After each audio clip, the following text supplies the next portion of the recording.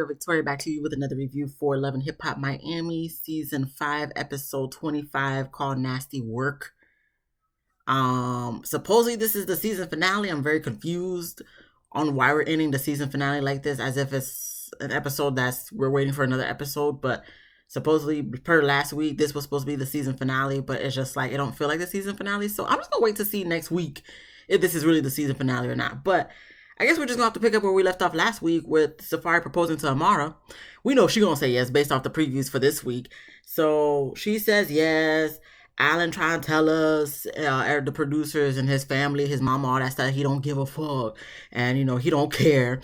But it's like, it's funny that you saying all that, but you very abruptly got up, took off your mic, or asked the producers to take off your mic because you clearly don't know how to take off your mic by yourself because, you don't be around to be on camera no more.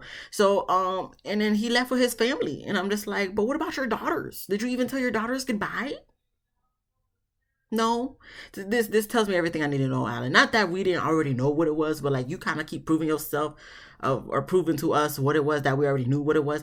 So it's like, Alan, you could, I don't know what you feeling some type of way about. Like you be going to Gael's resort room or whatever the case may be. You probably had sex with Flo too. I'm not saying they had sex, but I'm not saying they didn't have sex either. And I wouldn't be surprised if you had a threesome with Flo and Gael. Like, sir, for someone who claims they're not bothered, they're very much bothered. Whenever someone says, "Oh, I'm not bothered, I don't care," they usually are bothered and they usually care. So therefore, Alan, please be gone.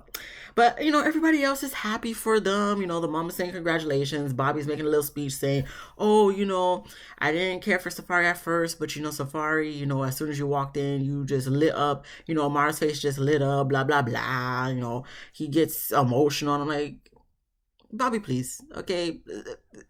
Enough of the dramatics. Okay. So after that, we have Eliza back in Miami. She's going to the doctor with her daughter for an ultrasound. This is where we get little snippets of everybody. And, Shay's chilling with Fabian and their daughter on the beach, ignoring her mother's phone calls. We have Trina doing a walkthrough for the Rockstar Music Festival. Brooke is filming a music video for one of her singles. We have Jay doing a photo shoot, which is Trick's son, because he's also going to be performing at the Rockstar Music Festival, so he's excited for that.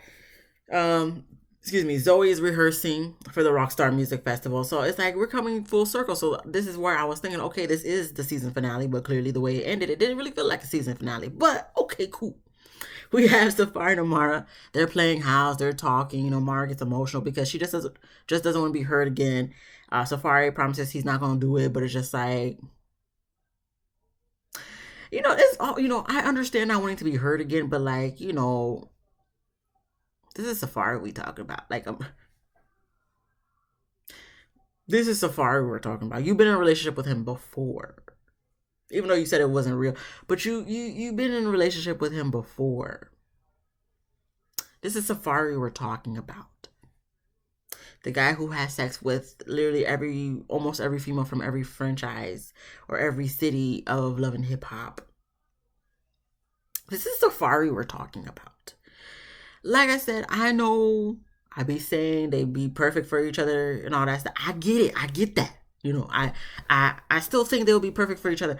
But, to be with Safaree, you kind of gotta accept the BS that comes with Safaree. This is why it's like a lot of people can't be with Safaree. I don't recommend people to be with Safaree, but, Amara and Safaree, they both, seem corny in the same realm, spectrum, kind of, sort of. So it's like they seem perfect for each other.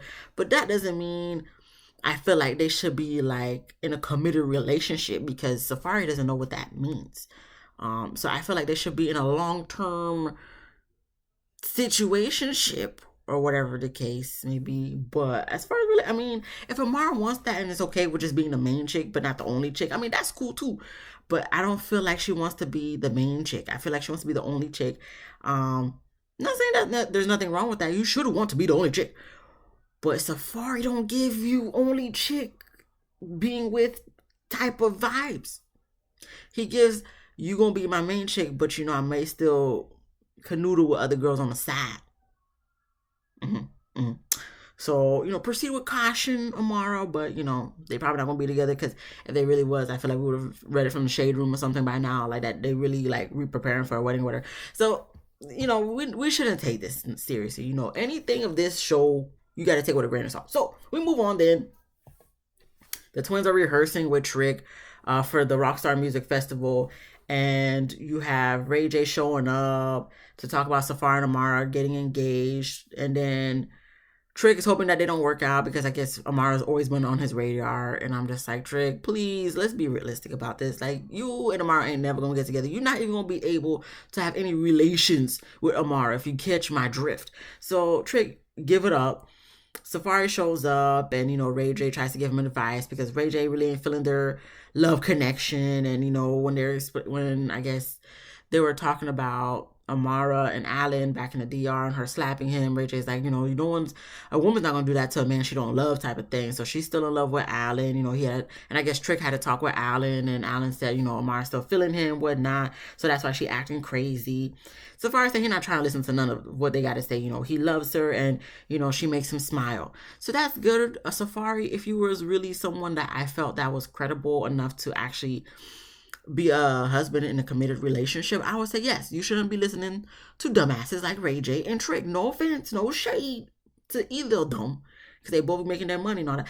But Ray J always says questionable type stuff. Like, for goodness sakes, you gonna take advice from a nigga?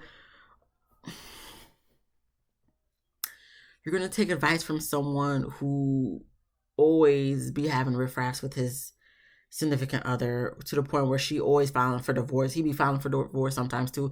He be dramatic on stuff. Like, sometimes I just really feel like he's not always, not even always. Like, I feel like with Ray J, he is not here. He's physically here, but mentally he's all over the place because of things that he do. Okay, and I'm going to leave it at that. So I want to take advice from homeboy. Okay, maybe financial advice, business advice, because he, finds a way to make money. So kudos to him for that. But as far as relationships, I would have never advised nobody to take relationship advice from Ray J. And as far as Trick just selfish. He just be focusing on himself. So it's like, anything he says, you got to take it with a grain of salt. Like, you don't even have to pay attention to anything Trick says or Ray J says, or even Safaree. But I'm glad that Safaree said he's not going to listen to it. But it's like, it don't matter because you're going to fuck it up anyway. We then move on. Sorry for the vulgar language. To the Rockstar Music Festival. So the twins perform. We don't even get to see their performance. We just see like snippets of them performing. We then have Jay perform. He does very well. Trick is proud of him. I'm proud of him, even though I don't really know him like that. We have Zoe Brink. She performs. From the way they made it seem, it looked like it was very lit. Her performance was very lit. So I'm hoping her performance was actually very lit. Because if it's, from what I see, the vibes I'm getting from what the TV producers done showed us, like, I will go to a Zoe Brink's concert or performance. It seemed very lit. She was very vocal from what I've seen. As far as dancing and stuff, we didn't really get to see that, but listen, it seemed very lit. The crowd seemed like they loved it. So I'm gonna go based off what I see on the TV and say she did a great job. So then we have Trick's hype man. I forgot what his name was.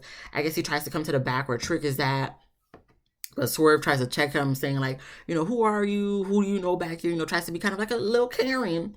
And I guess Trick tries to check Swerve, like, that's my homeboy, like, what are you checking him for? You don't need to check him. Swerve, I guess, is trying to explain to him, like, listen, I just didn't know who he was, da, da, da.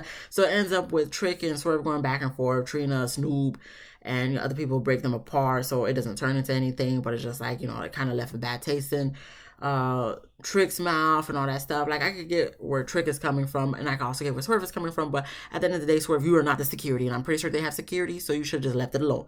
But, that's Trina's man. She gonna ride or die for her man and all that stuff because she said something in the confessional. All right, Trina, we know, look, that's fine. But at the same time, it's just like, he didn't have to do all that. So then we move on to MJ, Shay, their mom, Fabo Fabian, and Shajaya meeting up for a dinner. So Fabo immediately apologizes to the mom for, coming at her wrong multiple times and whatnot. The mama pretty much don't accept the apology. She's saying that she don't know if the apology is real and thinks he's just there with Shay for the fame. Fabo Fabian's just like, look, I've been with her for 12 years. I don't care for this. I don't want none of this. I don't want the cameras or nothing. Pretty much he doing it for Shay to just be on the show. But it's not like he wants to be on the show. Like, he been in hiding in Wisconsin for we don't know how long. So, you have even MJ coming to Shay or Fabo Fabian's defense, saying, look, he's trying to apologize and all that stuff. You're not really trying to accept it.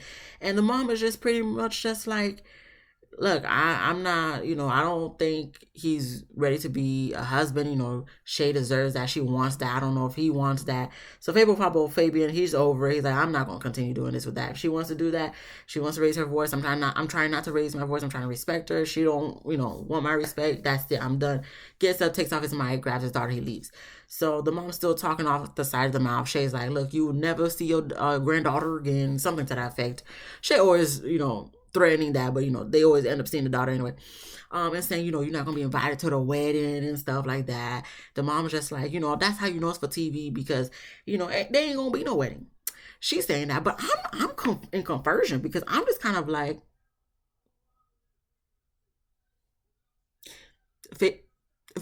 Fable Fabo Fabian, he proposed?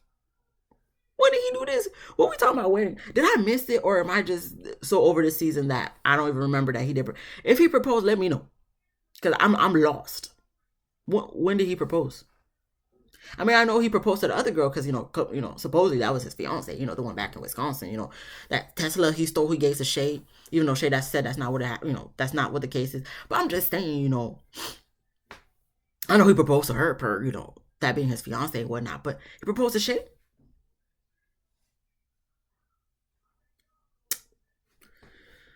If he did, congratulations. And if he didn't, Shay, what are you talking about? We didn't move on to everyone at the Rockstar Music Festival. They have they're having a celebration for the Rockstar Music Festival for how well it went. Okay, so we have Big D, Trina, and Zoe. They end up sitting down to talk, and then Zoe and Big D have a one-on-one conversation with Big D eventually apologizing to Zoe and saying that he will approve for the songs that they did together so she could put on the album. So I'm like, okay, cool. That was really the only thing that we took from that party. Everybody seems in good spirits and all that stuff. So, okay, cool. We then have Brooke. She has an intimate listening party. And, Mara and Safari show up together because they're engaged. And then, we have Flo Gael there, Zoe, Estelita, Bobby, Eliza. Everybody seemed like they was dressed up for the occasion, but Eliza, I don't know what you were wearing. You was dressed as if you was just about to go to Publix, get your weekly groceries. Or about to go get an oil change at Jiffy Lube. You was dressed like regular, degular, schmegular. Not saying you can't be dressed regular, degular, schmegular to a party and stuff, but it's just kind of looking like you didn't even care. You came here for drama, not to really be here for the listening party. Because even when Brooke was performing for a little bit, you looked like you wasn't even really trying to listen to what she had to say. But eventually we seen that you were vibing to the music. But it's just like, why is everybody else dressed up but you? So, anywho, whatever. Amara does go to FaceTime Princess because I guess her and Ray J was supposed to be there, but they didn't show up. Princess tells Amara that, she does plan to file for divorce, and Ray J has no idea. And I'm like, here we go. We already saw it on the blog, so ain't nothing new. We already privy to it. Okay, whatever. Like I said, Brooke performs. Everyone's vibing, except for Eliza for 2 seconds. And then Marcus lets us know in the confessional that, he's accepting of her adult lyrics. Marcus, she's an adult. So I would expect her to have adult lyrics. Is it too vulgar for you? I mean, y'all be doing it in the bedroom. Why can't she sing about it? You know what I'm saying? So, anywho, Flo. Oh, I'm sorry. I missed the part where Zoe and Flo, they did makeup and they talked about Amara and Safari being engaged. And that's when Flo said, Safari tried to come to her house after the DR. Because he wanted something more than just collaborating. If you say so, Flo. If you say so. If anything, you was trying to push yourself up on him. So it's like, it seems like maybe he tried to come over. You try to say it's for business and he tries to come over and you try to seduce him again. I don't know. The camera wasn't there. We don't know what done happened. But just based off of y'all last meeting of trying to collab and do music together, you was pushing yourself up on him, flirting with him. So in this case, I may have to give it to Safari about what, him just going over there for business. Because, she be seeming like the type of person not going to get you caught up. So, I mean, if you say so, Flo. If you say so.